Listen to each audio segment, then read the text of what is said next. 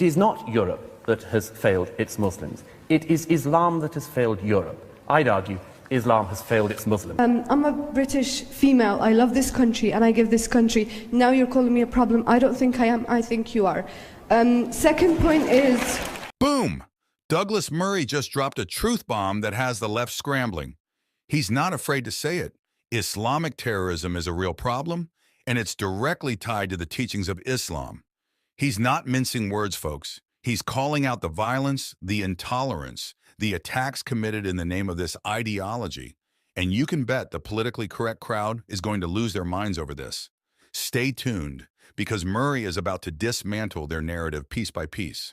Thank you. Thank you very much. Tariq says that Europeans associate Islam with violence. There is some truth in that. There is also a very obvious reason for that, which is that Islam is associated with violence. It was not Buddhists who flew planes into the Twin Towers. It was not Hindus or Jews that blew up the London Underground and buses a few years ago. And that simple fact has to be acknowledged if you're even going to start a dialogue. Now, what is happening, ladies and gentlemen, it's not a pantomime.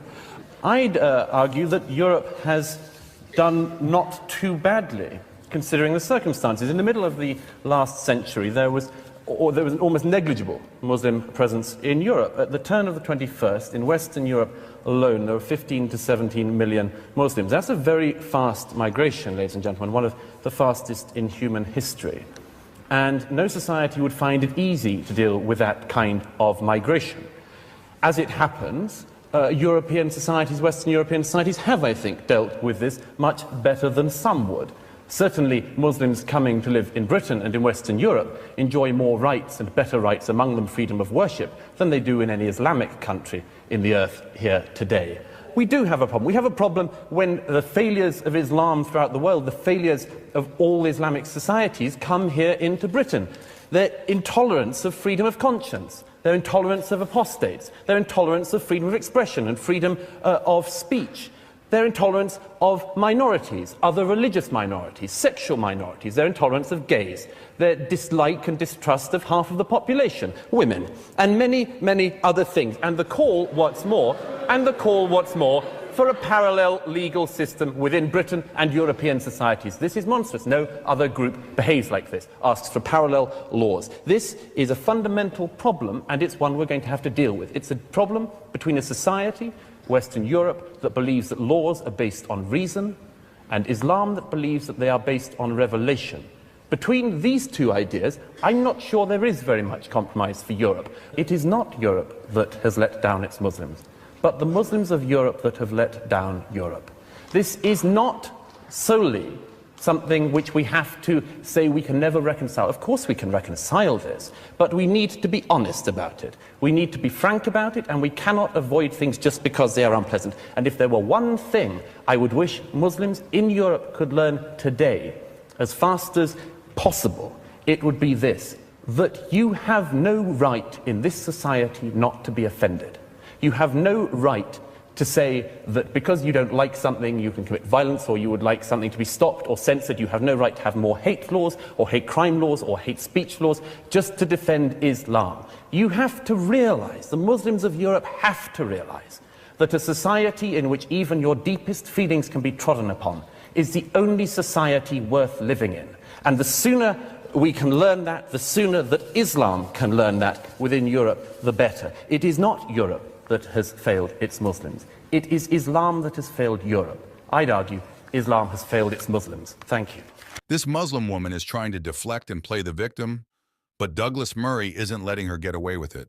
He's calling out the hypocrisy of demanding tolerance in the West while supporting an ideology that is inherently intolerant. He's right.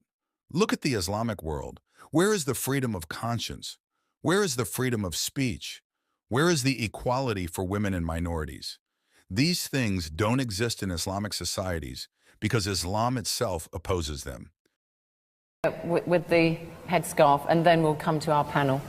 I'm a British female. I love this country and I give this country. Now you're calling me a problem. I don't think I am. I think you are. Second point is, as a Muslim female, okay, my parents might not let me go somewhere late at night because people are racist to me. They tell me to go back home and they hurt me. I got hit by 2 white guys and they laughed at me because I'm a scarfy, okay? Last point is to Mr. Fleming, about the point where you said about the religion, changing religion. Every person has the right to. No one says anything about that. But if you had a daughter or a son that wanted to become a Muslim, would you be happy about that? I don't think so. Douglas, I want to ask you, you heard some of the people from the floor there, the woman complaining about attacks on her because she's described as a scarfie because she wears a head veil. I mean, that is something that you would regret. I mean, that doesn't promote social cohesion, does it? Nobody thinks that any physical attacks or any such thing could be a good thing to happen. Of course not. Of course there are. Let's make sure we're right. She's talking about prejudice. Prejudice exists in society. Let's just be absolutely clear as an audience. Prejudice undoubtedly exists in this society. It exists across racial groups, including from minorities to other minorities, after all, which is one of the things we see increasingly in Britain these days.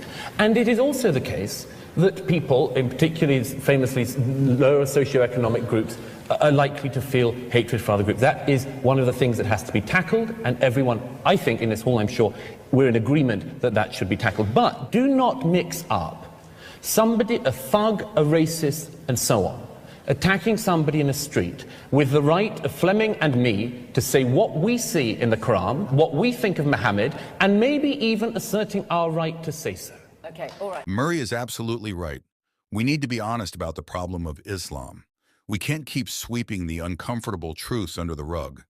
Yes, prejudice exists in all societies, but Islam takes it to a whole new level. It's not just a few bad apples. The Quran and the Hadith are filled with verses that call for violence, subjugation, and discrimination against non-Muslims. This woman wants to pretend that criticism of Islam is the problem, but the real problem is Islam itself. It's an ideology that is fundamentally opposed to freedom, equality, and critical thinking. If you want to learn more about the dangers of Islam and how to defend the Christian faith, subscribe to my YouTube channel, CritiQuest. We'll be exposing the truth about Islam and equipping you to stand strong in the face of opposition.